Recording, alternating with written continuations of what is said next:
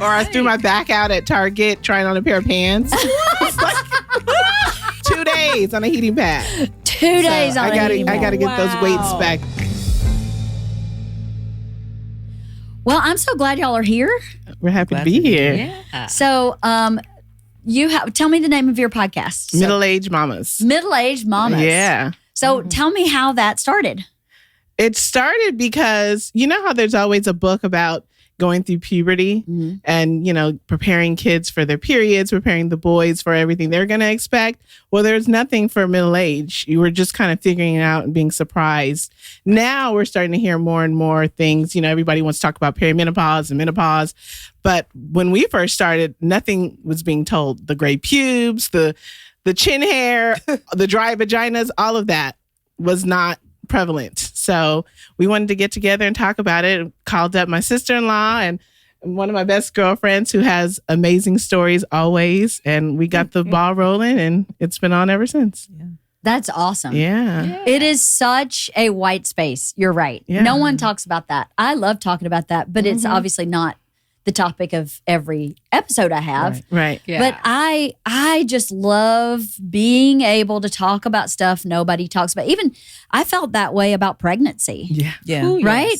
Yes. Yeah. Even though they're books, but it still doesn't prepare you at all. They don't tell you the dirty stuff, like nasty stuff, right? Because then you would be afraid. Then you would do it so Yes, many right. times. Like Nakeya's done it. Well, 4 kids, but twice. I was going to say, who has 2 sets of teenage twins? That And would what be is me. wrong with you? Absolutely. Was that a decision? That was a surprise I would by imagine. Jesus himself because they are 17 months apart. So all of the beginning stages was very chaotic, but now it's fun. Yeah. They're all very active. They keep us young. They keep us fit. Now I think I have 4 personal trainers. And they are 2 are 17 and No, I have 17 months apart. Yeah, 17 Okay. months apart. 2 are 15, almost 16, and then I have 2 14-year-olds. 3 boys, 1 girl. Gosh. Yeah. Very busy household. What did you think when you found out you were pregnant with twins the second time? What did you? I was in denial. I was acting like I was a teen mom. I hid it. Right, but let me tell you a story. We were at a pumpkin patch when Abby and Guy, her first set, were babies. And I was telling her, be careful because, when you get pregnant the first time, the second time it's a cinch. That's when she popped up pregnant. And Yeah. Because it took us, we went through infertility. So it took us 2 years to conceive. And when my OBGYN was like, what are you going to do for birth control? I laughed at her in her face. I was like, what are you talking about? Birth control? It took us 2 years. right. So, we weren't even trying to get pregnant. And then when we found out we were pregnant, we're like, oh, well, it's just one. It's just one. It'll be fine. And lo and behold, the technician was like, there's 2 in there. So. Oh my gosh. I barely made it through 2. Oh yeah. And I have 3, but my youngest is your oldest age. Yeah. Mm-hmm. And so you took us out. We all went out on a play date, another mom friend. Yeah. And she told us, and we're like, you're lying. Because, the babies were 1. You're right. And we're like, no, you're absolutely lying. Like we all had, the 3 of us all had 1-year-olds. Yeah. And she was saying that she was pregnant again. Yeah. And so I had been talking to my husband about getting what I was called snip snip. And he would always say, will you stop calling it that? I'm like, when are you gonna, you gonna take care of this? And so when the kid got pregnant the second time, motivation. He was off to the races. he was like, snip, snip. Right, yeah. Yeah, we fought the whole pregnancy of who was going to get fixed. Yeah. And I was like, I'm not doing it again. I'm not going back and doing it. So my husband was like, okay, I'll go and do it. And, as men, they're not planners. So he didn't even have a ride to go get. I'm driving him in our minivan. Oh, yeah. Pleading with the parking attendant to let me sit in the car while he goes upstairs and does the snip. Oh my gosh. Reading books in the back with 3-month-olds and 20-month-olds. Yeah, that's I just have one. You just have one? How old is your one? He is 12. He just turned 12. Yeah. Okay. Yes. It's So a you're tough about age. to get in the teenage. Yeah. She was about to get It's in all the already fun. difficult. Yeah, All it's the already fun. hard. It is. Yes. Yeah. And he's the only child. He's a boy. He has a lot of friends. He's very active, but just that preteen stage, just your attitude and all the hormones that come with it. It's a lot. It is a It's lot, isn't it? Yeah, but I'm handling it. Yes, we all do somehow. Yeah. I think female, this is complete speculation on my part, but I think we have some hormone that makes us have memory loss. With some of the some of the difficult parts of being a mom and a wife while being a mom. I think there's got to be something biological that just goes, you're just going to not really remember that quite with the sharp edges. Actually, you know what I mean? Moms are one of the most forgiving people in the world. I mean, you have to. I mean, because so much comes your way. Wife, mom, kids, other parts of your family. Yeah, I think we all have to be the most forgiving people. For sure. Yeah. What's been the hardest part about being a parent? Ooh, I would say middle school age. Like my kids, I have 2 girls and a boy. And so I felt like God just knew what he was doing, because when my oldest was going crazy, like nuts in middle school, by the time she calmed down, it was time for the second one to go crazy, And so it was difficult because they're so much like me. And so I'm upset about things that they're doing that are just like me. But also at the same time, I was going through perimenopause and I didn't even know it. I think it started for me when I was 40.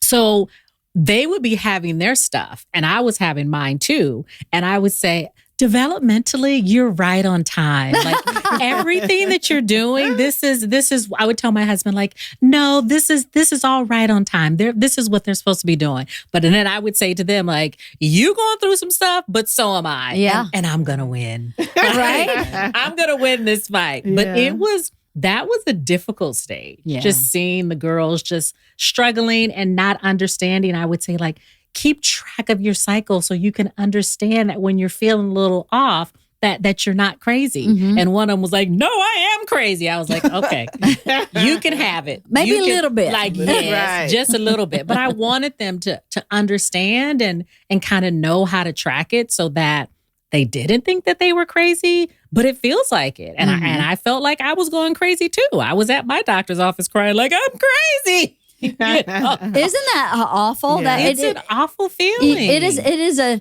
It's a cruel joke when you're both, your daughter and you are going through those hormonal changes at the same time. It's a little bit of a cruel joke. It's probably why we're supposed to biologically have kids by like 16 years old. Right.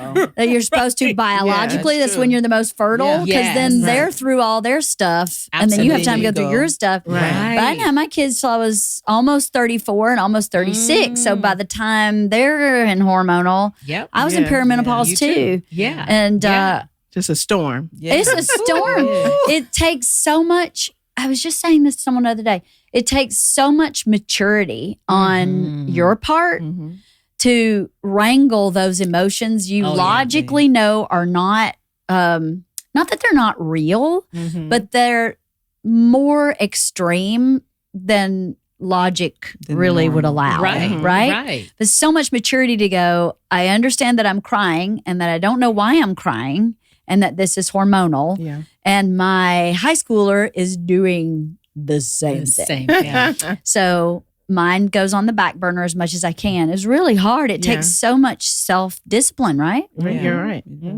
Were you, either of you, experiencing the same kind of perimenopausal? Not yet. I think I menopausal? might just now be getting into the perimenopause. And the only reason why I think that is because I've had these crazy itchy ears. And I didn't know that was a symptom until... It is? Yes, Instagram told Itchy me. ear, like inside your ear? Inside of your ear. I even went to the doctor and I was like, what is going on with my ears? Is there wax buildup? What is happening? She was like, oh, just put some cortisone cream in there with a Q-tip. Every night I'm like stirring my ear. And then I saw one day that's like a huge sign of perimenopause is the drop in estrogen or something. And so it creates a really crazy sensation of itch inside of your ear. So I think that's the only thing I'm getting. But going back to hot flashes too. That's what they say. Sometimes I heat up, but it's not overwhelming where I'm sweating profusely. I just get a little hot. But I'm I still think pretry young. I'm not really. Oh, stop. Oh, stop. You got some time. I have a little bit of time. You're lucky. yeah, I'm still having my cycle every month, begrudgingly. Wife of the Party is sponsored by AquaTrue. I'm always looking for ways to make drinking more water easier, so I don't even have to think about it. That's why you've got to check out AquaTrue. AquaTrue purifiers use a 4-stage reverse osmosis purification process, and their countertop purifiers work with no installation or plumbing. It removes 15 times more contaminants than ordinary pitcher filters. And they have water purifiers to fit every type of home, from installation-free countertop purifiers to high-capacity under-sink options. They even have a Wi-Fi connected purifier and mineral boost options. Its proprietary purification technology is independently tested and certified to NSF standards to remove over 80 of the most harmful contaminants, including chlorine, fluoride, arsenic, PFAS, known as forever chemicals, nitrate, and many more. Best of all, the water tastes fantastic. For me, the key to an AquaTrue is that it's on my countertop, so I walk right by it, I see it, and it reminds me to drink water. AquaTrue comes with a 30-day money-back guarantee and even makes a great gift. Today, my listeners receive 20% off any AquaTrue purifier. Just go to aquatrue.com, that's AQUATRU.com, and enter code WIFE at checkout.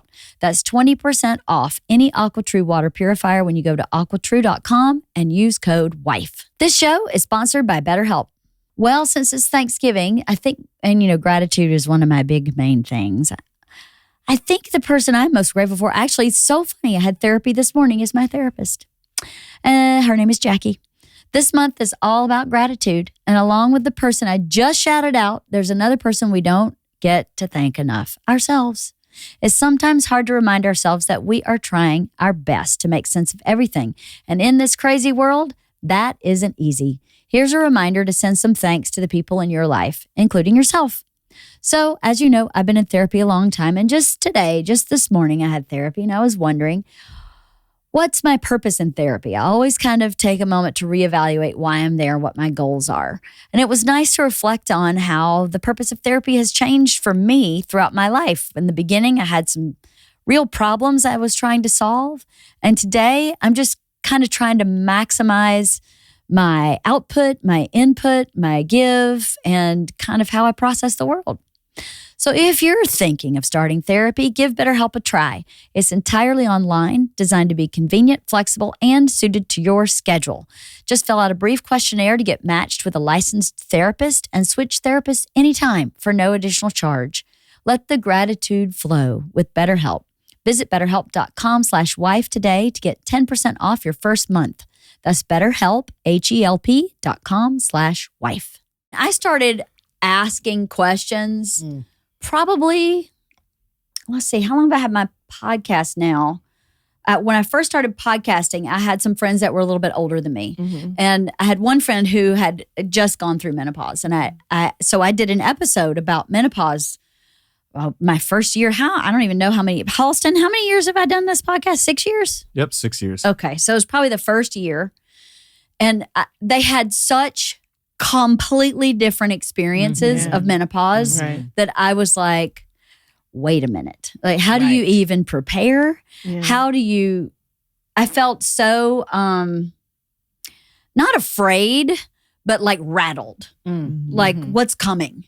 Because one lady was like, it was a disaster. And the other lady was like, I didn't even really know it was happening. Right. Yeah. And that's what my mom said. Right. Yeah. I didn't even know it was happening. So it's difficult when people aren't talking about it, because when it starts to happen, you don't have a point of reference. You don't have anyone to talk to. And so when I thought about that, I started feeling kind of crazy, that I was either wanting to cry at anything my husband said or like curse him out. And my husband's 6'5". Like, I'm not about to get in this big black man's face and like curse him out. I'm just going to talk mess behind his back maybe, but I'm not going to, but I felt just so crazy. And then I started thinking about when I used to think my mom was nuts, you know, and I would ask her, I would go back to her and say, do you think maybe you were going through perimenopause? She was like, oh, I don't know. So she didn't know. Like her mom didn't even talk to her when she started her cycle as a kid.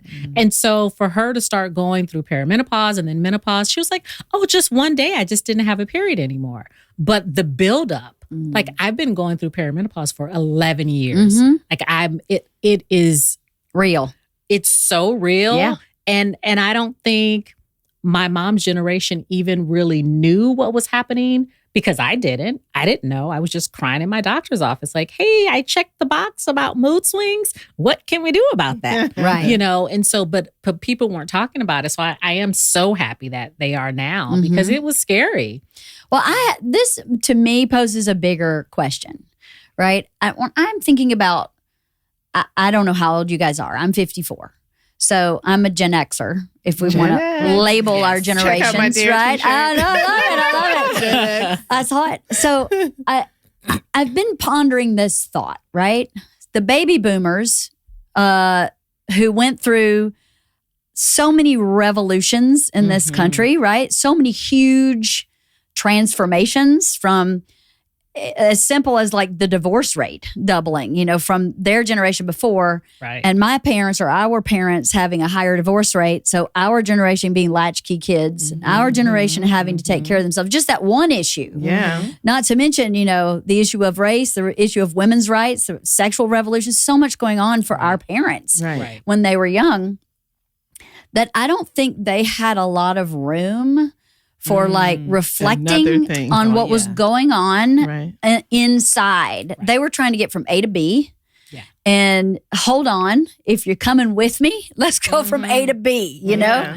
And I look at our generation, and our generation are far more like, what's going on with me? Yeah, checking in. Trying to figure it out. Yes, what's going on with me? And why am I repeating this pattern? Or why am I feeling these things? I don't think that entire generation, and the generation before that, there's a generation that went to World War II. I think there was so much that that generation could not deal with. Right. You know, the massive loss of life and so many people that were experienced freaking Hitler and all that was going on with Japan. Right. Yeah. So when you look at it generationally, our generation is probably the first generation that had the like brain width to even think this way. Right. Does that make sense? Well, we figure It's just my brain. You're coming right, up with because stuff. we figure things out. We want to know why. We would, you know, come back when the street lights came on. We took care. We went grocery shopping. We knew how to cook a meal. We knew how to do all those things. So you're spot on. We just figure things out. And we also know how to talk to each other. Whereas the next generation are starting to lack some of those skills. So that's another thing that we encourage the generation behind us, the millennial moms, to teach their kids kind of the 80s way and let your kids have room to make mistakes. Let your kids fail sometimes. You know, don't cook a meal for them. Let them figure it out. So we also pass down some of the wisdom, because a lot of times that's not happening anymore. They don't want to necessarily hear it because they think they know.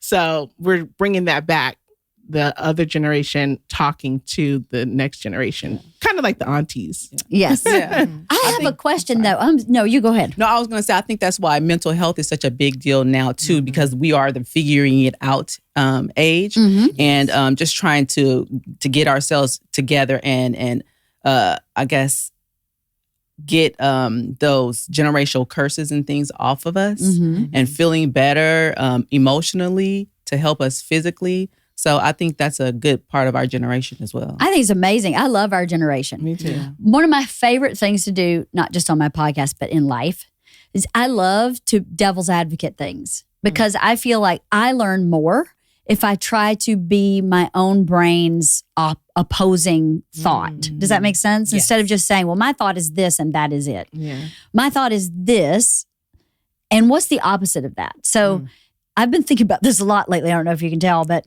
I've been thinking about what is the detriment to this generation below us, our kids, or younger than us, below is the wrong word, of being this self-aware. Is it that now they see the problems of being an adult and they're afraid to be an adult? Like, I've always, since the Me Too movement, I was like, my kids were in middle school when Me Too was going on, and my kids, whether or not this is consequential, I asked the question, how did that affect dating for them? Oh, yeah. Neither one of them dated in high school. Everybody went to prom as a group. There was no way they were going to go anywhere with a boy or a girl by themselves. No way. Wow. And so to me, there was a lot of positive with me too. Yeah, it went a little too far. What's the negative? So if there's a lot of positive with all this mental health awareness in our age group, what's the negative? The negative to me might be that kids are quick to lean on, well, I have ADHD. Oh, yeah. Do you know what I mean? Oh, yeah. Not that that's not a real thing. It's Right. completely real. Yeah. Oh, yeah. But we didn't know what that was. Right. And we still had to turn our homework Yeah, in. you're Still right. function. No, you're 100% Right, right. I tell right. my kids all the time that that's a feeling. Right. You're supposed to feel anxious or nervous. You're just feeling nervous. You have a test tomorrow. You got to do something new. You're nervous. You don't necessarily have anxiety, but you're nervous. And that's a feeling that everyone deals with. And talking to them about when you feel nervous, today I have to go do something new. I'm a little nervous about it. So giving them the room to have those feelings without labeling it, because they're so quick to put a label on things these days that everybody's running around, needing to have an issue. Well, I think we did that. Yeah. I think that's a negative piece of us going, how do we figure this out? Because you're right, as latchkey kids, we had to figure everything out. Yeah. So then you got a label or you got a schedule or you got a, that executive function, or you didn't get stuff handled. If you were out in the street with your friends and there was a fight, you figured it out. Parents didn't come break anything. You didn't pull out your phone. Somebody and had to record. Oh, right. Yeah. Or call And- mom. Yeah. Yeah. And I have a different perspective. I have a therapist background. I have a master's in counseling. I think a part of me pursuing that is because of the way I was raised, because I was wanting those answers. And so I definitely feel like labels are important because a lot of kids have some real stuff going on. Totally. And so to be able to give a voice to those students. I work in the schools. I've worked in clinics. And so there are kids that really are struggling. Totally. And I think what happened with our generation, what our parents would say is, oh, you're crying. Let me give you something to cry about. Yeah, I heard that. Oh, because I said so. Absolutely. Or you're just bad, or you're just naughty, or you just want attention. But what's wrong with just wanting attention? Nothing. I remember when I had my first child, older family members would come over and they would say, "Don't pick up that baby. She's going to be spoiled." Really? That. Yeah. babies need to laugh. So all of those things, like, it's okay to give affection. It's okay to hug. It's okay if they're needing attention, give it to them. Yeah, totally. And so I think what happens is you have this generation now whose parents are more informed, whose parents are able to advocate for them. I think about when I'm in school as both a parent or as an educator, as parents come in, they are so informed. They are advocating for their children. And it's not because it's not the parents that are coming in saying, "Oh, I want my kid to have a leg up on someone else." It's because they're living with their child. They understand this child needs some additional support. This child needs some additional resources. And so I think it's really important. Do people take advantage of it? Absolutely. Sure. But if your child is needing that and wanting some attention, I think it's important to take time to figure out what's really going on, because there may be some underlying issues there. And so I think about it is something the downside is the exposure that the kids have as far as the internet. Like everybody's an internet doctor. Right. And everybody goes to YouTube University. And That's how I so found out my itchy ears. yes, absolutely. And so I feel like, yes, it's wonderful because children as well as adults need support, but you can take advantage of it in some circumstances, but not all the time. Right. Yeah, it's finding that happy Not medium. to find the balance. I agree. I love the discussion that comes from taking, because I believe we're doing a great job as a generation. Absolutely. But I just love that discussion of like, what's the bad part of it? Right. Like, we all rah the good. Because now we've slid into this gentle parenting. Yes. And we talked not too long ago on our podcast about, what is the downside of that? How far do we go with it? Because you do need to be gentle, but you also need to correct. And not every child you can handle with such soft gloves. Sometimes it is a hard decision, isn't it? It's Bert, my husband, is a because I said so dad. Yeah. But I'm not. Right. So at least we had a little bit of both Yeah. in the house. So sometimes it would be just because I said so. That's the way it works. Yeah. I go, well, it works that way because our family culture is blah, blah, blah. And then Bert's like, no, it just should be It is what it because is. I said so. And I'm like, but then they're not going to do it unless they understand it. Right. If they understand it, then at least maybe they'll understand it. Because I need a label too. I've been in therapy for years. I'm a huge advocate. Yeah. I need a label. When I put a label on something, I can change the world. But until I get that label, Absolutely. I'm a little Like, what lost. is it? Absolutely. So Yeah. it's interesting how when you look at those generations and how what was going on in the world shaped us. And I'm really curious about our kids' age because, we all watched one of 3 TV shows every week. Yeah. So now you they had don't something watch to talk any about. TV. Right. Right. When you went to school, you were talking about the Dukes of Hazzard Oh, yes. or Dynasty. Yes. Dallas. Or Dallas, or Archie Bunker, Cosby or the Show. Jeffersons, Yeah. or Yeah. you were all talking about the same thing. Yeah. Right. So And true. now they don't. I don't know what they talk about. I guess they all talk about the same TikTok, Yeah, but Yeah. Right. Or What's something on trending. YouTube, yeah. And Darman, something on YouTube. It's What is very, it? it's called Darman. He's a very, it's an emotional kind of like show on YouTube that kind of just draws this emotion, like emotional situations out of you. Oh. It's Is it a intense. cartoon or is it no? an It's actual real person? people, and they're acting out these different scenarios. But it's just like really intense. It's almost like a mini soap opera. wow, Yeah, it's very. So that's their intense. dynasty. Yeah, Yes, right? That's theirs. Yeah, That's Very so intense. interesting. Yeah. I think what happened with us is that inherently made us communal, right? Because everybody went to movie theater. Yeah. You know, Yes. it was all public. Like a lot of these things happened in a mass way, and we don't really. I don't know that we have anything like that Right. anymore. An election.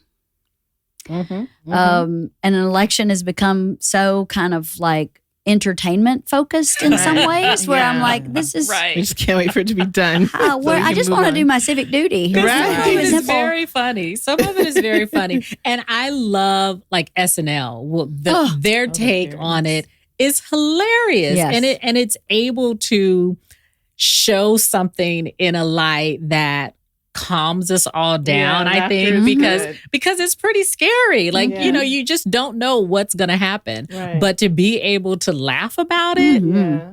I love that. Yeah, I Me think too. bringing humor I to love that. everything is important. And that's what we do a lot on our podcast. We talk, we make fun of ourselves, things that we discover and, share it and crack each other up. So There's a lot You to have laugh to about in menopause, isn't there? Oh, not yeah. just that, And but getting in older. marriage Yeah. and cooking and Yes. forgetting to pick up your kids, all kind of things. Yeah. What's the hardest part about being married? Well, I'm not married anymore. I'm divorced, so I'm good. So nothing for you. You're good. What was the hardest part when you were married? Oh, the hardest part of being It was married. like moons ago. Yeah, it was a while ago, but the hardest part about being married was really for me becoming one and trying to just be on one accord. It was difficult for us, and we could not make it. Right. Obviously, we are divorced, but I think becoming one is very important. You have to really know what you're in it for, and where you're going, and making sure you're going together. Yeah. So that was not my that was not my path. Yeah. I think just meeting the needs of my husband consistently. Because, when I've married 19 years now, we have a busy household. He's an excellent father, very in it for kids, but sometimes you can be worker bees. So just constantly reminding yourself, what can I do to make his day better? What can I do to show him that I appreciate him? I don't want to be a naggy, bitchy wife. That is like the worst. So just constantly being pleasant and working together to build our family, because one day the kids are very soon, they'll be off to college and we'll be staring at each other. So we have to like each other and love each other, and we're in it. That's great. Yeah. What's your biggest challenge being married? You know what? I have a wonderful marriage. Don's the princess. No, I just have, we talk a lot on the show about choose wisely, treat kindly. Big Dr. Laura fan. Wait a minute. Say that one more time. Choose wisely, treat kindly. Beautiful. Yeah, that's from Dr. Laura. I stole that from her. Yeah. And so I feel like I chose very wisely. I treat him kindly. And he's the same for me. We're both, I think what it is that we're both very sensitive. We get our feelings hurt easily, and we try not to hurt each other. And we're very intentional about it. I think what's more difficult is the parenting piece. Like my husband will always say to me, if you're going somewhere, I'm going too. But these kids, we can leave the kids. Yeah. And so I think that's our pact. Like, no matter what, we're going to be together. And the challenges have been more around parenting and just being on the same page. And I told him early on, because we dated for 7 years. We've been together for 30 years. Wow. And we dated for 5 years. We were engaged for 2 years. And one thing I told him was that when we have become parents, that we always have to show that we are a united front. Yeah, which can be tricky sometimes. Yes, Yeah. do not give the kids the power to manipulate us. And I was speaking from experience, because I manipulated the hell out of my parents. and they allowed me to do so because they weren't strong in their marriage. And I was a daddy's girl. And I was the only girl for 11 years. I had 3 brothers. And so I was the princess. Yeah. And so I was able to, like, my mom couldn't do anything to me without, she would spank me at 8:00 in the morning. I would still be crying at 5 when my dad got there. Like, your wife. And then it would cause a fight. Right. And so I remembered that. I was so dramatic as a kid. And I told my husband, don't you ever undermine me or just give kids the room to manipulate us. And if you have a problem with me, talk to me about it after. And that is something that we've stayed to, and it's so important because we're strong. Like, once the kids are gone, we're going to be having fun. I'm going to be cooking naked in the kitchen, She's ready. Maybe an apron, if the grits are popping. With sugar or sauce on. Cheesy grits. We're a sugar in our grits family. No, She's you a might as salt. well eat cream of wheat. Oh my goodness. I grew up sugar grit family too. Yeah, Sugar. sugar. My kids don't even know about this. And you're a Southern girl. They do. Yeah. You do the sugar. Yes, ma'am. Yes. You know Yeah. what else sugar is in our collard greens? You all had sweet wow. collard greens? I put sugar I've in heard. it too because it takes wow. the sting The out. bitter It takes out, yeah. Yes. So And I you put add vinegar too? I put a little vinegar and a little sugar. Oh, okay. Yes. No, my granny made collards with Oh yeah. with no meat in them. Right. She never put Right. meat in them. She put a lot of sugar. Oh, Really? okay. Yep. No. I don't put a lot of. You're meat and collard greens, savory. My mother-in-law No. can throw down some collard greens. Yeah, I bet. Well, I Yeah. prefer actually the savory ones, but I grew up with sweet ones. That's what. Oh, it's totally sweet. It's totally like, sweet. Like a yam. 100%. Yes. Oh wow. Now, Oh. are you pumpkin pie or sweet potato pie? Oh, sweet potato. No, not pumpkin. I don't think I ever had pumpkin pie until I was old. Wow. Yeah, no, we had ever sweet had potato it. pie. You hear that, Yes. Christina? Pumpkin. I'm from Georgia. Expand the Where in the South? Are you from the South? I am. I was born in Miami. Oh, okay. But I lived in Georgia as well. I lived in Atlanta for a while. Yeah. But I was raised in LA. So I'm an LA girl, but I still cook very Southern. Right. And so do my parents. My mom didn't know how to cook at all when she was married. I think she said she would burn eggs, like boiled eggs, like she would burn them. my gosh. So my dad taught her how to cook, and now she's an amazing cook. But she taught me how to cook, and I cook very well, and that's part of my love language. But I hated it when I was a kid. Like I was forced to cook, and I would burn the hell out of everything because I was like, you're not gonna make me cook.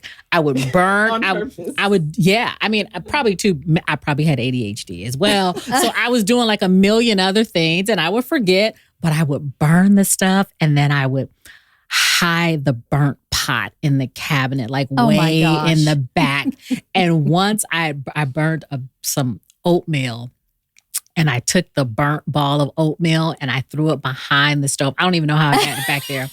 And my mom saw it and thought it was like a rodent, and she jumped up on the counter and called my dad like on the landline. He had to come home, and that was probably why I would get in trouble. That was Naughty Don. Yeah, we get a lot of Naughty Don stories. Naughty Don. That's probably Naughty Don why is the best. I would get in trouble with my mom, and she would be like, "You see, this is why." And I was like, now she wears her pearls and she clutches her pearls, but she has a very naughty past. and I wonder why and how my children are that way. And I said that once to my dad. He was like, "Oh, you don't know? You don't remember?" I'm like, whose children? Whose not children are these? She clutches her pearls. She I does. love Whose it. children are Say it. these? That's so funny. Yes. I allow them the space to be naughty. Yeah. So you just have one child, Just my one. One son. Uh-huh. and then you have four, and you have three. Ooh, yes. So I'm leaving you out of this question, not on purpose, but we have two. How has your experience parenting the different personalities been? Oh, very fun. I love that they're so different because I have identical twin boys, but they're different. I have a party animal from the beginning. He was just funny at 1.5, 2 years old. And I would say, Grant, why are you so funny? He was like, oh, God sent me to make you laugh. He would tell me that. Aww. He's just full of joy. He put in my phone, Grant, favorite child. On my phone. That's so funny. Mine has Georgia, the favorite daughter. That's what she put in my phone. How Yeah, so funny. very confident, very funny. Then I have Christian, who's the sweetest child of them all, but also has a great temper. He's a lot like my husband. So I think that's very fun watching the same traits between the two of them.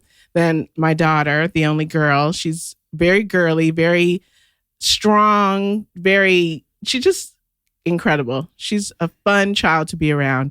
Then I have my brainiac, who's straight A's. Ooh, yes. Yeah. Overachiever. Anything he puts his mind to, he's going to do.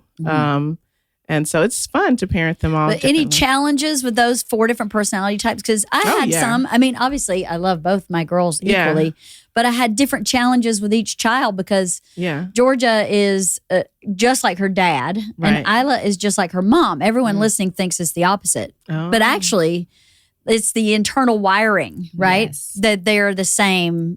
As so, Bert and I are best friends. Right. Georgia and I are easy peasy. Isla and I are like 2 bulls, just banging heads. 2 rams, just like going at it. And then Bert and Isla, best friends. Yeah. And so there's challenges inherent. And how could there not be? Right. Isla's got some learning disabilities. Georgia's a straight A student. I can't have same rules. Yeah, for you're same right. I think two the kids. child that is like you the most, I do have one that is similar to me. And I see things in him where I'm like, oh, he's a little sneaky. You know, he won't take no for an answer. I'm very much like that. It's hard to turn me down.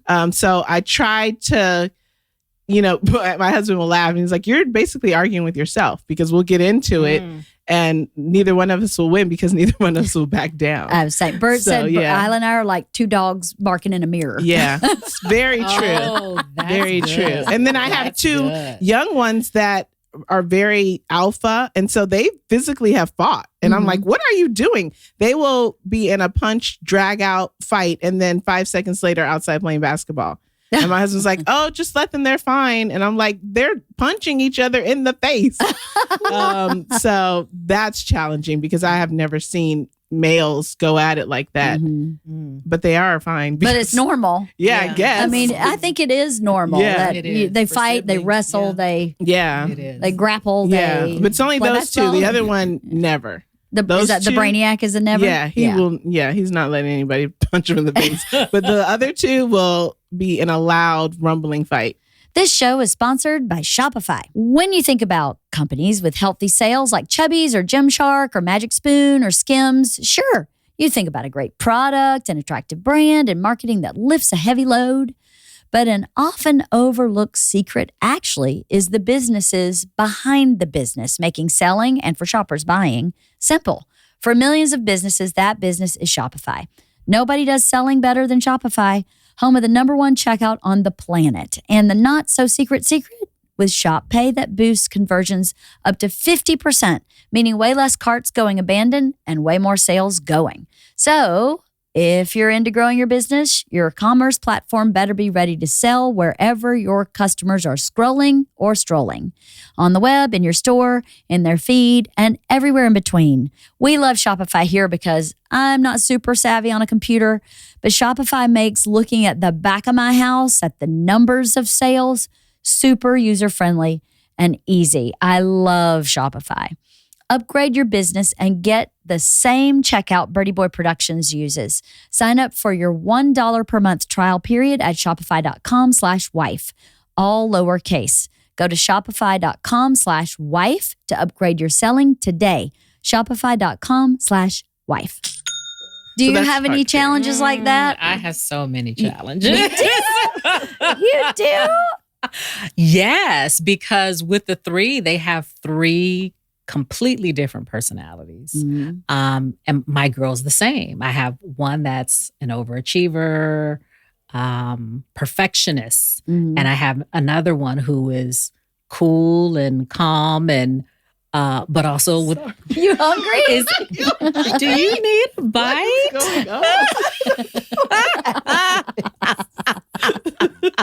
Camila's stomach is just We growling need to incessantly feed over here. you. Are you on That your raw diet is again? What is going on? Hilarious. It's okay. We can get you a snack if you need one. Just let me know. I'm cooking. We'll go show down to the downstairs. cooking show. Right? Hop on the cooking show. Something's burning. Yeah. It's okay. I hope the mic There's a picked that tissue up. over there if you That's need one. I hope the hilarious. mic picked that up. Sorry.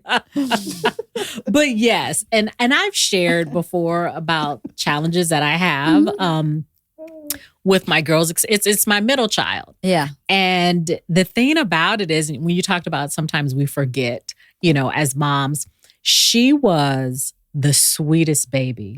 She was so sweet, beautiful, fat, like easy to please until we brought the next baby home. And she was about 2.5. And she was just nuts, Like I can find a more, like a more mature way to describe her. But it was just craziness. Like she would have these awful tantrums. And she was the one that tricked us into having a third because she was so easy as a baby.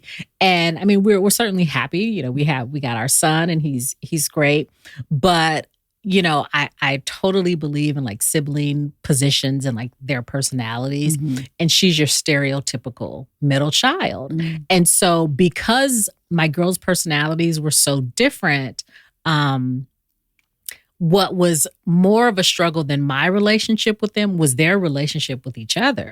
And that was hard, to see. They wouldn't have drag out fights. Maybe if we let them, they would, but it was difficult because I would see that the younger daughter was hurting because her sister would say some really mean things, but she was reacting to whatever was going on with her. It was like one would have this beautiful, neat, clean room, and the other one would just be like stuff just everywhere. And that would trigger her. And so they would just go at it. And so that would also play itself out in their interactions with us. Mm-hmm. And so the middle child would say things like, if I would say, hey, you want to go with me to the store? No, you have Maya. You don't need me. I'm like, okay, whatever. Maya, you want to go with me? Right. I wouldn't play into it because I knew what she was doing. Mm-hmm. And so what I would try to do was make sure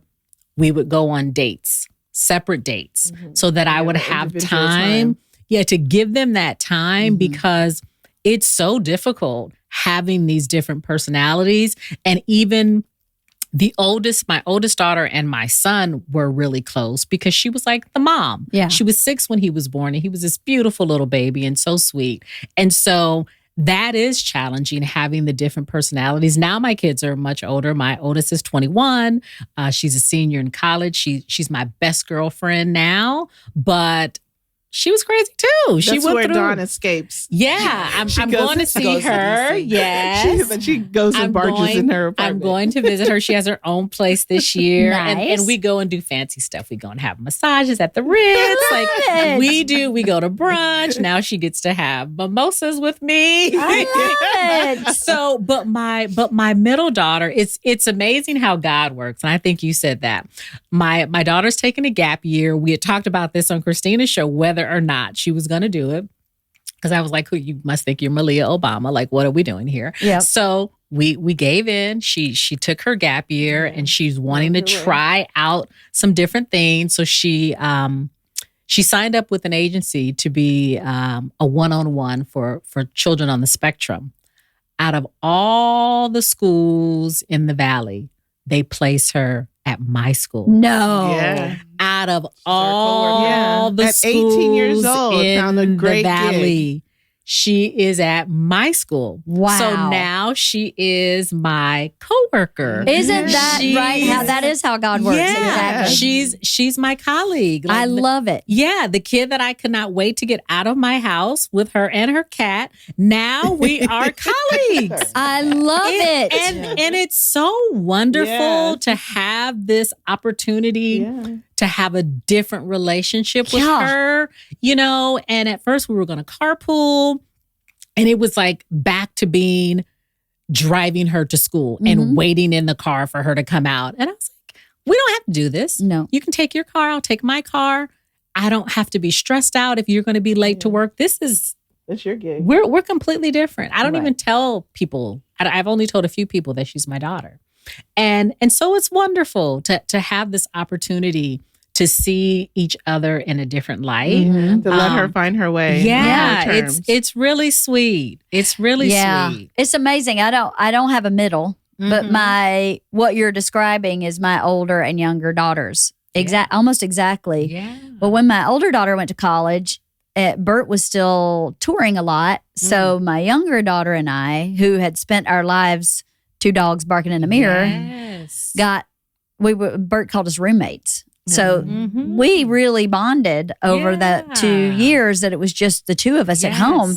And she would never have allowed that when the older daughter was home. Similar to you, what you just described. Oh, no, you have Georgia. Yes. She would never said anything like that to me. But her energy very much was like, that kids, as much as you make everything even, I love my kids evenly. There is an interesting connection with one or the other that you're not even doing on purpose. It's not like I'm purposefully choosing one child over the other. Georgia and I can say, hey, Georgia, how about you take those flowers down the hall? And she'd go, okay. And I'd go, hey, Isla, how about you take these flowers down the hall? And she'd go, why? Yeah. Why? Why am I doing that? Right. And I'm like, I just asked the same thing of two people and I got two completely different reactions. Right. It's very That's true. the way those parenting those two kids. So then when Georgia left and there was no why, I stopped saying why. She'd start go, okay. Because she would just wait for Georgia to do it. She'd go, why ask me? Georgia do it. Because just ask Georgia because she'll do it without a fight. You're right. My kids will wait for me to go down the line because if someone's in the room, I'm like, oh, can you get this trash? And they're like, oh, I was actually cleaning this dish. And then the next kid comes, can you go take that trash? They know that I'm just going to ask the next person until it gets done. They just wait it out. That's a long line. Yeah. That's a long line. One of them will eventually do it. Somebody's going to do it. Yeah. Oh, that's funny. Well, I was really worried about my second kid going to college because of the why do you want me to move the flowers? Why? Why? And I was like, well, because this, A, I asked you to. B, we live together as roommates now and roommates help each other. Right. You know, I had all these reasons. She still wouldn't do it. So I was like, she's going to get to college and her roommate is going to skin her alive. Yeah. She's going to kill her. She's doing fabulous. Oh, yeah. She just like, it's Figure like it she out. was sneaky listening Yeah. the whole time. She just didn't want me to know that she was listening. That's good. And now she's behaving where she'll call me and say things like the other day she called and goes, I'm the only person that does dishes in this our dorm room. She has a little kitchenette. Everybody else just leaves them in the sink and just, I don't know if they expect me to do dishes. And I'm going, wait a minute. Wait a minute. It's like, who am I talking to? Hold on. Have you been abducted? Like, has an alien entered your body? They're always listening and What is watching. happening? Yeah. This was my, you just like vomited back everything I've been saying to you for the past, I don't know, 18 That's years. good. And I couldn't say anything because if I said, well, that's what I've been saying, Right. she would never talk Then to she me. wouldn't tell you anymore. She wouldn't tell me anymore. Yeah. So Yeah. I was just hung up the phone and called Bert and was like, you will not believe the conversation I just had with Isla. And he was like, you must have been like internally combusting out of That's so anger and funny. pride at the same Yeah. time. It's such a good Your feeling. parenting always kicks in when you're away or when the kids are away at other people's houses. You're right. Your parenting always kicks in Yes. for them, and they're always going to do what you tell them to do, Right. prayerfully. But that's usually it. I was like, does remember. Dean know that? No, You're right. he does surprisingly. My son's name is Dean, but usually like when he goes away and before he gets out of the car, Dean, please be your best self. Yeah. Do everything that you're supposed to do. And when I talk to whomever he's with, parents, family, whoever, they're, he's fabulous. He's a gentleman. He's always listening. So all of the things that I'm teaching him, even though he doesn't listen at home, when he goes away, he's doing exactly what he needs to do. And That's the most so great. important. And that's the Yeah, most it is, important. yeah. It is Yeah. the most important. They're always act up where they feel the safest. don't they? Right. That's Where they're right. comfortable. So let me ask you, because I know your empty nest is going to look different than your empty nest. Yeah. Yeah? How do you feel about that? Are you dating? I mean, that's too We're personal. trying to find her a man. We are trying You're- to find you're her. absolutely She's beautiful. gorgeous, Thank right? you. and Yeah. you're such a soft soul from what I mean, the few minutes I've spent with you, you're a catch. Yeah. Yes. That's the question every episode. From you, listen, your mouth to God's ears. Amen. That's the saying. I don't know. I'm preparing myself low key to kind of like just be alone, not necessarily, not alone by myself. Because alone is kind of like sounds negative. Yeah. So not alone by myself and just being able to go out, enjoy different things, travel, enjoy my friends, my girlfriends. Hopefully, though, in the horizon somewhere, there's a man out there for me. Yeah. Someone, a nice gentleman, But am I dating? It's been kind of dry. Has it? It's Why do you think tough. that is? It's just tough. It's tough. I just think, well, in my age range, I think a lot of men are married already or already hitched, already, have a longtime partner. And then there's just a lot of not so nice guys out there and men. And so it's just kind of been difficult for me. And then also, dealing with my son, I'm just always on the go because he's first. Yeah. And I'm going to practices, cooking, and doing a whole lot of stuff, not necessarily for me. And, my friends always say, no one's going to come to your house and knock on your door and be like, hey, want to go dating or want to go out, want to go to the movies? And that's not necessarily like what I'm hoping will happen. I mean, I know that's not reality, but my time is more spent with like doing stuff for my son and making sure that he's the best person that he can be and doing all the stuff that he has to do. And, when I'm out, I'm smiling. I'm trying to look great. So, I'm open. I'm available. Listeners. Listeners. But we've talked a lot about how as you get older, the pool does get smaller. It's not where you're 20 and you're at college and there's men everywhere. It's just a fact that the pool is a fact. Smaller. And if you're looking for quality, you've got to wait. I think it does the opposite also, though, because as you get even older, spouses start, unfortunately, passing away. Right. Yeah. So I know I watched my dad's generation, not that you want to wait this long. I don't want to wait that long. But no, when my dad was in his late 50s, early 60s, that started happening. Not that you want to wait that long. But I think, that window kind of opens up again when you get that age. And when kids get out of the house, people divorce. And I think, it starts shifting as you get a little bit older. I don't know. That's my hopeful glass half full. Well, my father passed away 20 years now, and my mother has not dated at all since my father passed away. No. I don't think she has a desire. No. Really? No, I don't think she ever has a desire. Yeah. My grandmother as well. My grandfather, oh my gosh, my grandmother was in her 30s, early 30s when my grandfather passed away. My grandmother passed away when she was 80 something. Never dated another man. Or maybe they just kept it from you. You think? Well, my mother hasn't dated anyone. Believe that. Has not. Has not. And I mean, someone tried to hit on her one time and she almost ran out of the store.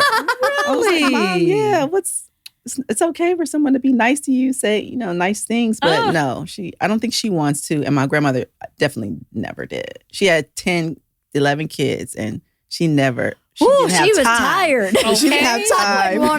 Wow. Dating me. Like, nobody touched me for the rest of my life. And that's what she used to say to us. She said, I would tell my husband, don't touch me anymore. I don't want to be bothered. But seriously, she never dated anyone else. Right.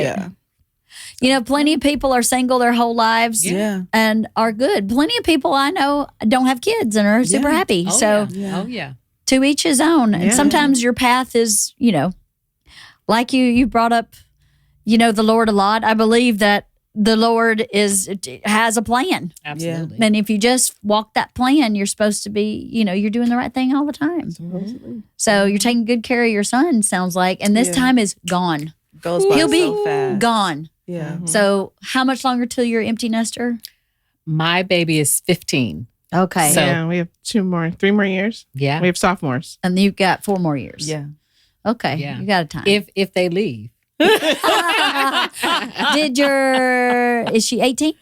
Yeah, she's 18. So she's taking her gap year, but yesterday she just asked if she could have my PayPal to pay for college applications. Ooh. And I said, absolutely. Yeah. And then I said, and if you don't go, you owe me back. There you go. I want the money back. She was like, why wouldn't I go? And my husband and I, we looked at each other like, because you're still here. You could have been gone. But she took a gap year. Sounds like she did exactly what she said. And she needed that time to work. Totally. Because we're not making it uncomfortable, but we're giving her the experience. She had to pay for, we told her you have to pay for your car note, you have to pay insurance, you have to pay for your damn cats, food and litter. And she was like, that's just dumb. I said, no, that's adulting. That's real life. Yeah, totally. That's adulting. And so she's getting that experience. But she also said, because this summer she worked at a private school camp, day camp. And she was, working with spoiled little rich kids, So she said, Mom, I had to turn into you. And I said, really? What did that look like? What does that mean? What does that mean? Yeah. I said, what did that look like? And she said, I told this little boy, if I call your name one more time, she said, I had to use your teacher voice. I said, really? And what did he say?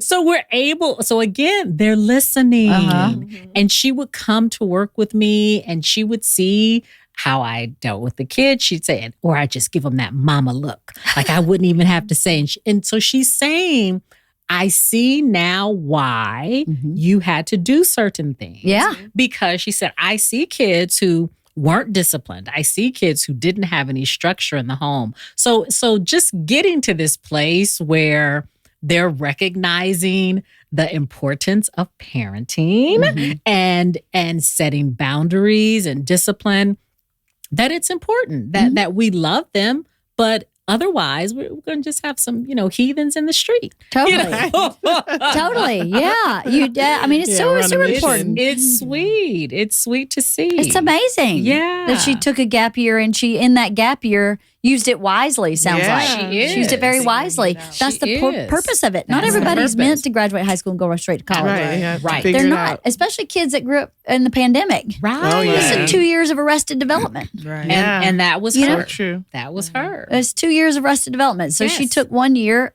and developed. Yeah. Oh, that's so good. Yeah. Right. That's what she did. Another kid is doing that. And I went, hey, absolutely. That's Oh, so yeah. good. You deserve that year back. Yeah. Absolutely. Get it back. And then walk forward. Yeah. Strong, knowing what you want to do, at least knowing the direction you want to go in. Not everybody is meant to go to college either. I mean, we all have this got to go to college, got to go to college. Yeah. Why can't you go to trade school? Right. Why can't you be an interior designer? You get a certificate for that, 2-year degree for that. So true. So much you can do this doesn't I know, require. LeeAnn, can you be my mom? I just think Take that gap year. I love that. We didn't put that on a shirt. Just ran a whole bunch of It took ideas. get that year back. You get that beer back. You take it back. You should take it back. Her brother is not happy. He was like, she's not leaving. He was ready to be the only child. That's what he was counting down because, my oldest got her turn to be by herself. Yep. And then, so he was waiting to be the only child. So he's very disappointed. He's always whispering like, when's she leaving? How much longer? What's going on? And I said, who knows what's going to happen with him? But what he doesn't know is that when this one leaves, the other one's already planning to come back. Right. She already got. He should be graduating college. Yeah, she's Can't get graduating. rid of He's not going to have the opportunity. But at least the one that he really enjoys will be back. We'll be back. They're Because she close, already got a job offer. She had an internship over the summer. They made her an offer. And so she's thinking of coming home, staying with home for 2 years and then being able to buy her own place is what she's hoping. So I said, we'd love to have you back. And that's a plan. Yeah. That's not somebody as showing long up. as you have a plan. Exactly right. You got to have a plan. As long as you have a plan. You got a plan? Yeah. I'll get You can't behind that just be plan. laying up being a bum. Yes, exactly. That's what we've always You can't have a said. concept. You can't have a concept of a plan. A concept of a plan. I have a gotta have a vision plan. board. Right. However, right? There's like funny. owning an airplane on the No. vision board. Right. Baby step. No. Yes. So I'm an empty nester just for a month. It's awesome. I love my Yay. kids, but I'm having a blast. That's great. Any hesitation? Any like, ooh, this part's going to be hard or anything like that? That would be me.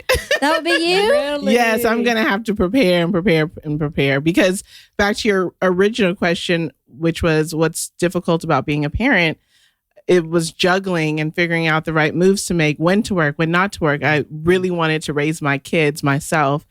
I have an education background. I know what it looks like to parent your children. So when that work is done, then it's back to me. And that was one of the reasons why we wanted to start this podcast, finding things that you like, that you're interested in, keeping yourself going, not looking crazy, being fit, being fashionable, all those things. So it's going to take some work. That'll probably be my first time in therapy. What's next? But I've been doing the work, as they've been in high school with trying new hobbies, seeing different dreams come to fruition, traveling, all those things. I think that is the good thing about our generation is that we, or at least I am this way. I think a lot of my friends are this way. We see what's coming.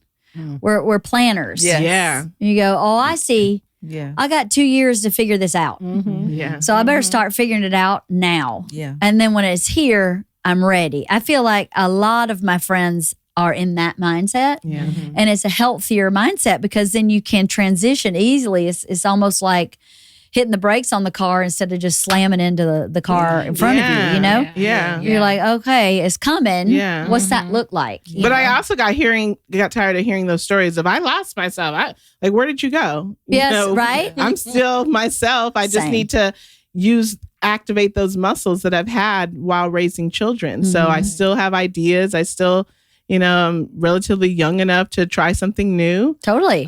So you just have to go for it. Well, I'll tell you one thing that Bert and I this past month, we've had so much fun. We are really enjoying ourselves. We are going to dinner a lot. We're going out with friends a lot. We've been to see so many concerts. But you can't really maintain that every single day. So we are still at the end of the day like staring at each other. Like, I love you. Guess we're watching TV again? I mean, like, we're going out to dinner like 2-3 nights a week and still we're looking at each other because there's so much activity. We have, even if the kid's not home, that activity's on your brain. That's so true. What time's she getting in from lacrosse? Does she need a ride to so-and-so's house? Has she been drinking or smoking weed and not supposed to? What's going on in her room? Is there like a snake living in there? Because this is so disastrous. But we don't have the management of people. We're not herding cats anymore. Right. So then there's a lot of like, okay, I guess we're going to get into a TV show. And part of that is really fun. And part of it is starting to make us both feel a little like life is over. That sounds dramatic, but in this transitional moment, I'm having those feelings. And I know they're temporary, but it's just because it's so brand new and the noise is so quiet now that even as prepared as we've been, let's see, March. So like 18 months ago, I started going, oh, hold on. We're about to be just the two of us. We're fine. Everything's fine. Our relationship's fine. I don't want it to just be fine. Right. I want it to be amazing. Yeah. So what do I do now to start building toward amazing so we're already at amazing when the kids leave? That's good. So he and I got on the same page with that and have been doing that and are at amazing with the two of us, with our sex life, with our communication, with our friendship, with our playing games and board games and traveling. But we are still faced with that. It's awfully quiet in here. Yeah. And so... Yeah, the kids went to homecoming on Friday, all of them together because they're all in high school. We're like, oh, we're going to go out and have sushi and have great sex. What are we going to do? So we get them all out the door. And I'm in like my granny nightgown. So he's like, oh, we're going to go have sushi. I was like, okay. You guys didn't go to dinner? That was a plan. I know, but he did go pick up the sushi. Okay. And then we did have great sex. Oh, there you go. Gross. That's not gross. I don't want to hear from my brother. She's the oh, it's your brother. I forgot that's your brother. So, okay, you're allowed the gross. Right. So we're starting to use the quiet to come back to each other, which is very nice. It's so fun. We're having so much fun. Yeah. You have to close the door, nothing. Nothing. I know. I have another friend who's 1 or 2 years ahead of me in empty nester. And when I had her on my podcast, when she first got into empty nest, she was like, oh, get ready for naked man. Because I have a naked man in my house 24/7. That man will answer the door naked. And I'm like, what? She's like, he just never, and I would never have thought he would be that guy. I've known him for 25 years. She was like, naked. Constantly. He's just So naked. funny. He's like, I'm free because they had a daughter. Right. So he was never naked. So I think the rubber band snapped back and he's like naked. So Bert is kind of that way a little bit too. But I've been like, well, I left that in the laundry room. I'm just going to go get it. Yeah. You know, even though I had girls, I just didn't really walk around the house naked. I just did. It's just not appropriate with teenage anything. Right. So that's been really fun. So if someone were going to find your podcast and listen to your favorite or your best or your most proud of episode, what would it be about? And it doesn't have to be the same episode. One of my favorite episodes is the Horny Cat episode. Horny Cat? Yes. Talk to me about that. What is that? She had a cat that was in heat. She was babysitting. Was it the babysitting of the cat? She had a whole cat in her house. Yes, and she was babysitting the cat, and the cat was in heat and just scraping up around everybody and making the cat sounds all over the place. And that was my favorite. The Yeah, horny but cat. then the rest of that episode, she was talking about her daughter. Oh, yeah. And it was a beautiful story of her overcoming some anxiety that she had been going through, in a beautiful letter that she had written to Dawn and her husband. Yeah. So it started off hilarious, and we're crying, laughing, and then we're crying at the end of the episode. Amazing. Because she had a wonderful breakthrough with her daughter. Right. Oh, that's awesome. That's so funny that you guys say that is your favorite, because I was going to say that was my favorite too. Because of course the horny cat was hilarious. Ridiculous. It was so crazy because we have a male cat. My daughter has a male cat, and we were babysitting my friend's female cat who was in heat and wasn't fixed and was just horny. Our cat didn't know what to do with himself. He was like, this chick is licking my booty. What is going on? It was nuts. But then that same weekend, my daughter, she didn't run away. She just snuck out of the house. And so the title was Horny Cat Missing Teen. And we're like, where is this girl? But she sent my husband and I a text about how she's finally free to experience teenagehood. And that she had been living in fear for so long. And she's a beautiful writer. She's a beautiful writer. I think that's what she's going to school for. But it was just so touching. And she's always written letters. Usually they're mean letters about, you're such an awful mom, and let me count the ways. Oh my goodness. So she's always expressed herself that way, and I've allowed her to, because I just wanted to give her space to get it out. But it was beautiful, and I feel like we touched a lot of people with that episode, because one thing I find, I'm in lots of mom groups, and I feel like we don't share. We don't share, and we're not vulnerable about the real hard stuff that's happening. And you end up feeling like you are alone, and that something is wrong with you, and something is wrong with your family. And there's a lot of shame that goes along with that. And so I was proud of myself for opening up and sharing with the listeners, but also thankful to my daughter, because she had already given me permission to talk about her on the show. I mean, our entire family, that was part of my reservation when Nakeya had been asking for so long about being on the podcast, was that, well, I need to be respectful of my husband, and I need to, think about my kids. And so to have the freedom to be able to share those stories and hopefully help someone else, especially parents. I got so much feedback from people that have known me for years, and you would never know that we were going through that, because we present, we're picture perfect. But there's some difficult stuff that goes along with it. And I always say, I never trust a mom that says that everything is wonderful. She's lying. They're lying. She's called me a liar many times. Oh, yeah. Because, or either you're just not getting deep into You're missing something. You're missing something. Very surface. You're missing something because there's some heavy shit going on. And it's tough. And I've been fortunate enough not only to have really great therapists, but to have really great friends that I'm able to share with, and that also share with me what they're going through, which allows me to then feel comfortable sharing. It's so the important hard to have stuff. good girlfriends to rely on. I absolutely loved that episode. But my absolute favorite would be my daddy. Oh, we yes, have had men drop in here and there to give a male perspective, but just in the year that we've been doing this podcast, we've talked about our childhood. We've talked about, our parents' divorces, how that affected us. And my dad, every step of the way, has listened to this podcast. It's very, very religious, conservative. We've talked about crazy things, and I've always been so embarrassed, but he calls me right after, I love that story, or well, why didn't you tell me? Or, it's really brought us closer. So to have him on and share his experience as a listener and as a dad, that was just phenomenal. That's amazing. Yeah. He's super sweet. And he brought out his old radio voice because he used to be a DJ. He did? Yes. That's amazing. Yeah, so that was very fun. Where was he a DJ? In Louisville, Kentucky. He was Edie the Judge as a teenager. Taking Edie over, the Judge.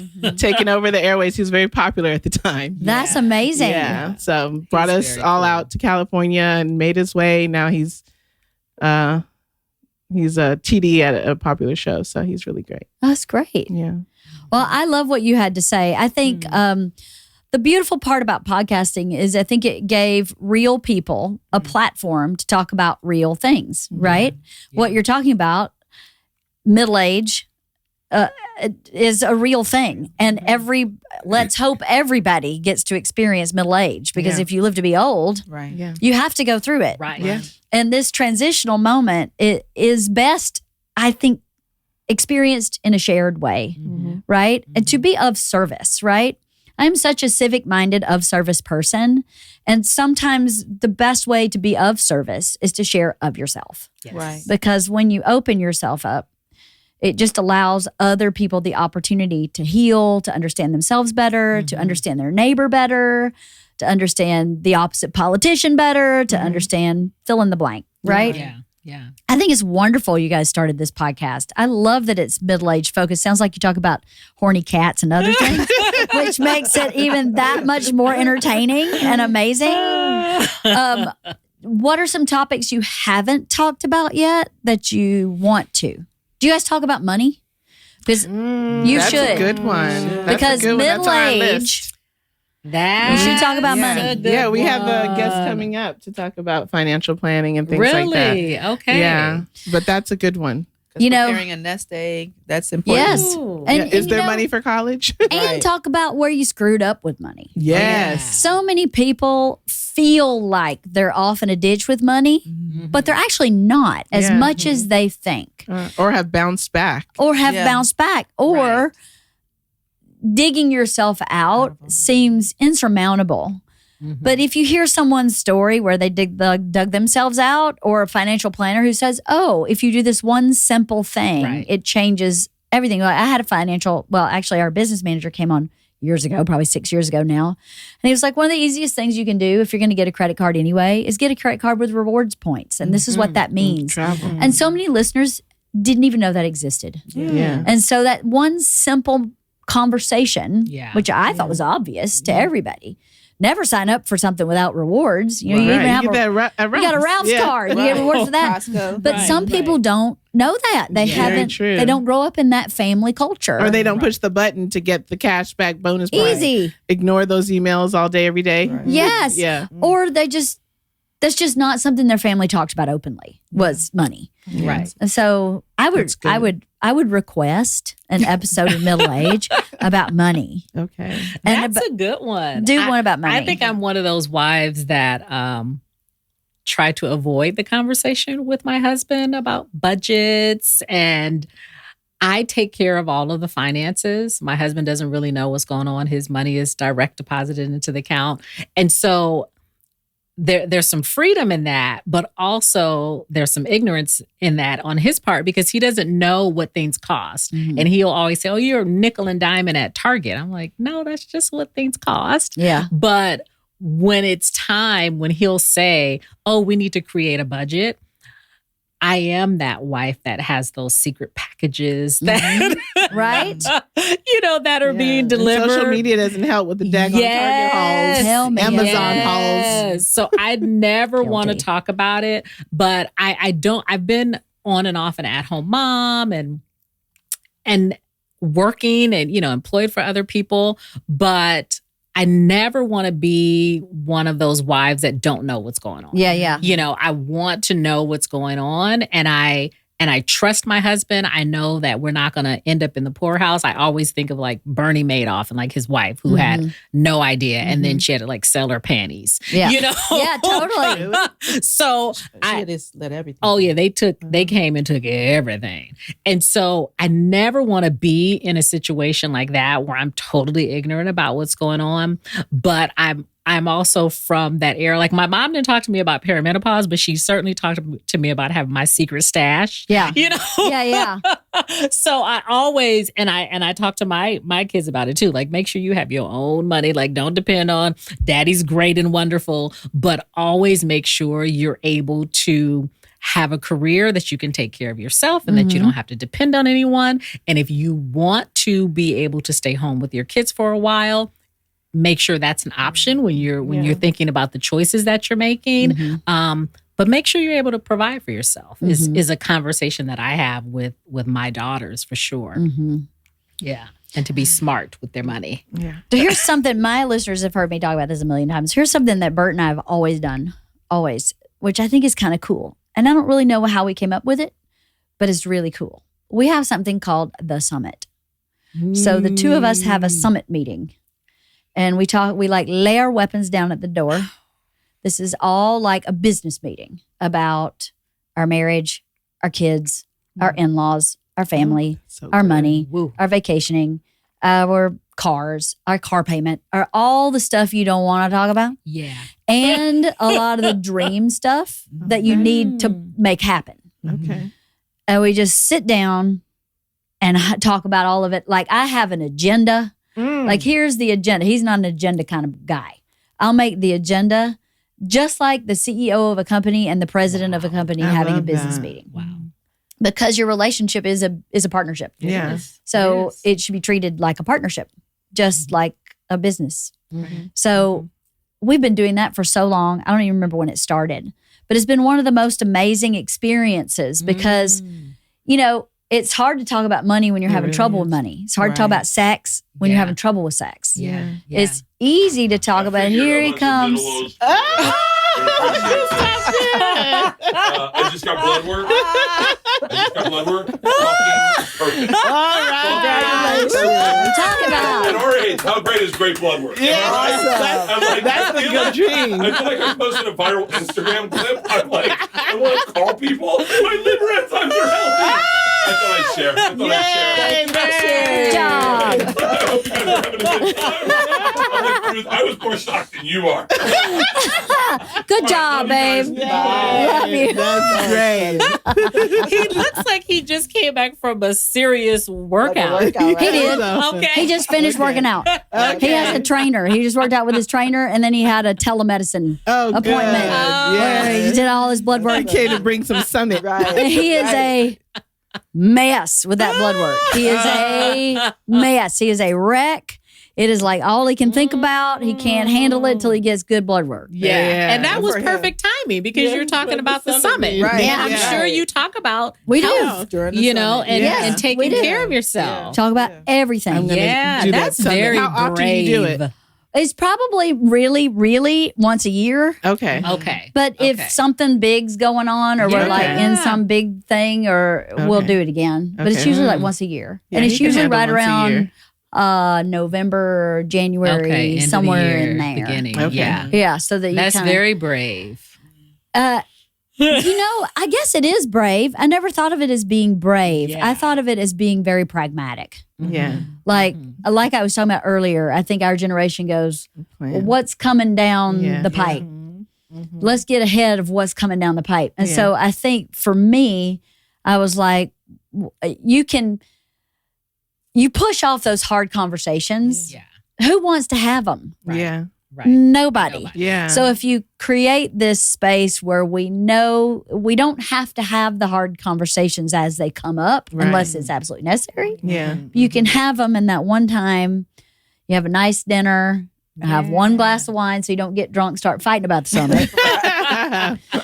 And then you can kind of, you just know that you're on the same page. That's good. Right? And I don't know why I don't have siblings, but I would imagine as your parents are aging and you start becoming their caretakers, that's something like another that thing. would be really good. Yeah, that's to what do we've with your been sibling. talking to people about coming on and taking care of their parents and what that looks like. Yeah. So many people are struggling with dementia and Mm-hmm. really stepping in or being, what is it called, where you're still taking care of your children and it's a sandwich? Oreo. Yeah. I something heard like someone that. say as an Oreo. Yeah. You're like an Oreo. You're this middle. Yeah, we're in that stage for Yeah. sure. Yeah. Yeah, we're in that stage. And it's difficult. It is hard. It's very, very difficult. It's stressful for everybody involved. Your kids, Yeah. your parents, and yourselves. Yeah.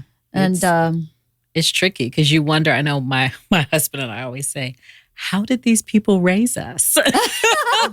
Because, they're very childlike now. And I remember my mom, I called her one day and she said, I'm so tired. I said, why? And she said, my TV was on all night long. I said, okay, why didn't you turn it off?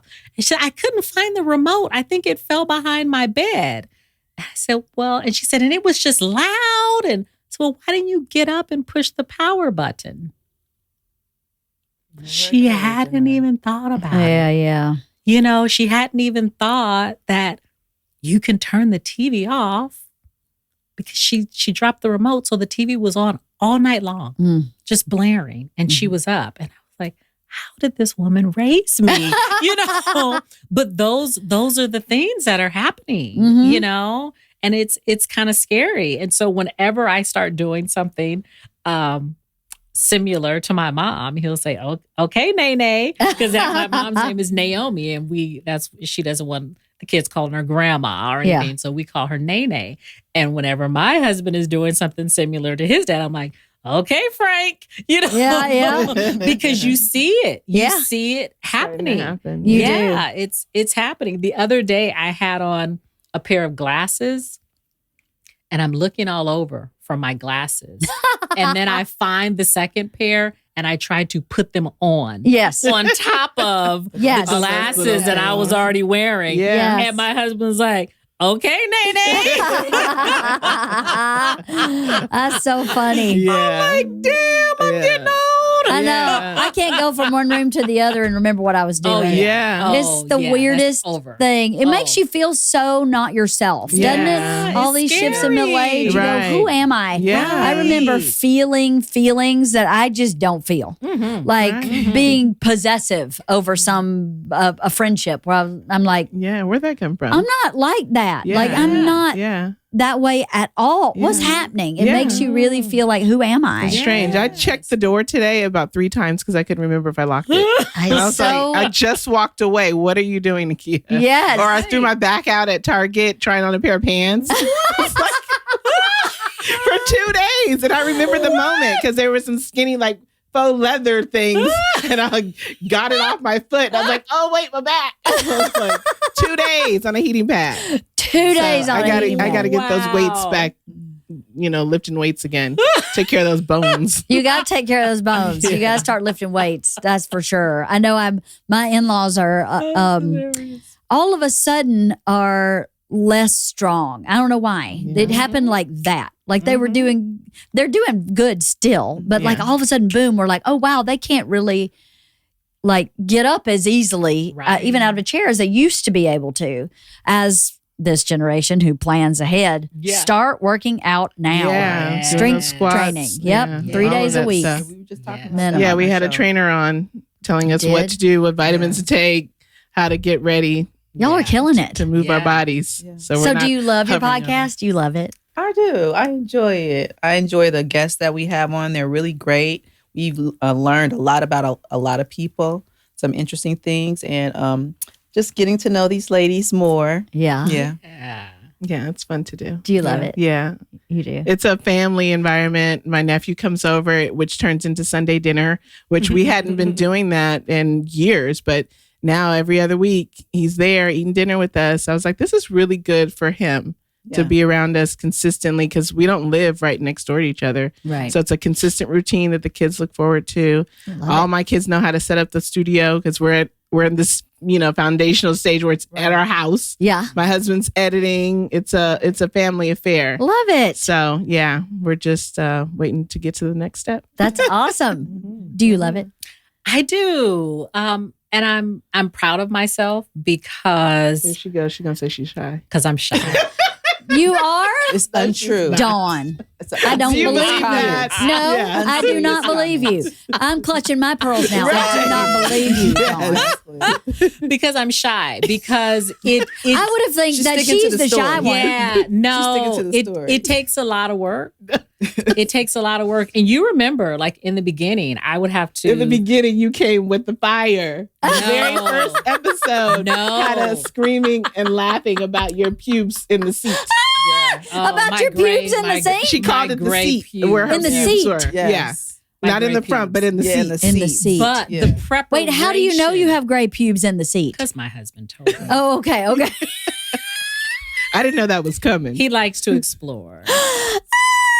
But but you would also notice that I would come and I would have to sit away and like take a moment. It took her a minute for the lights and cameras, prepare. but as far as storytelling and being vulnerable, that was right off the bat. She's a natural. She's our little superstar. It takes a lot.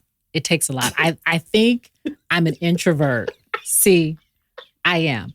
I'm an introvert and it takes a while. Like I was supposed to go back to work. Like they don't know that I left work and I'm supposed to go back. I'm at the dentist right now. Oh, are you?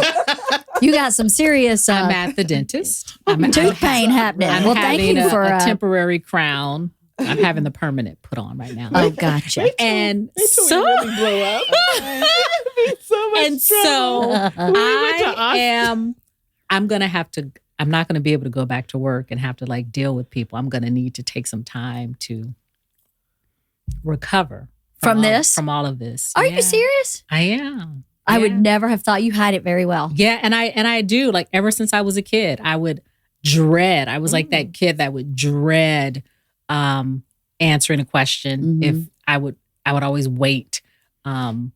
Once the teacher was looking at me, giving me that mama look, like you better raise your hand. And then she finally said, if looks could kill, because I was probably giving her the death stare. Like, right. You better not call on me. And so no, it's real. You need to so back that up with what you told the teacher.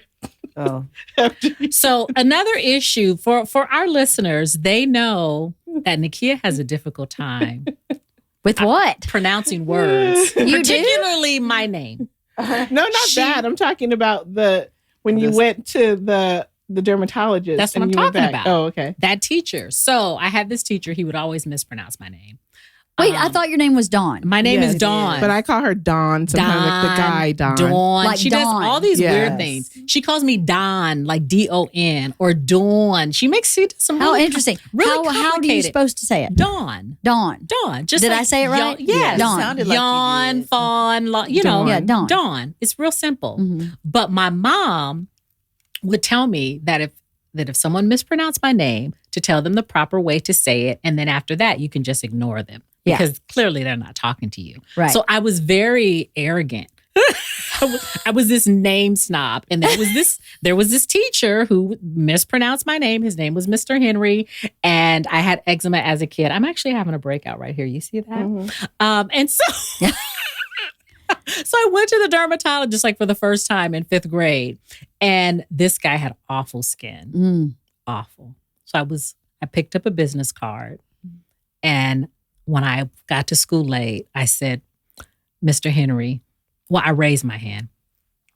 I said, I have something for you. I'm late because the dermatologist, and I said, I think he can help you out with your situation. Oh my gosh. To the teacher. I did. The kid that didn't want to be called on. That's I not know. shy. It was so awful. But I got in so much trouble. I got in trouble. He called my house. This was, of course, landline days.